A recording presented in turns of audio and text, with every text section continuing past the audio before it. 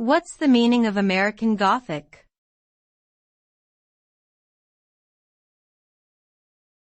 American Gothic.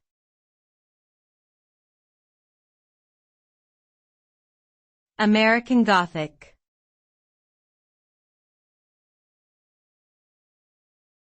American Gothic.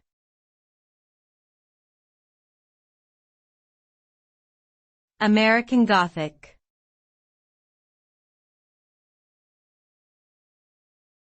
American Gothic.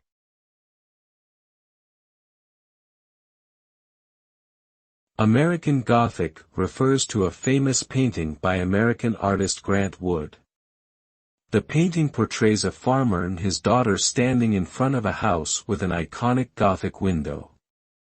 The painting is often interpreted as a representation of the rural American Midwest, and has come to symbolize traditional American values such as hard work, perseverance, and family.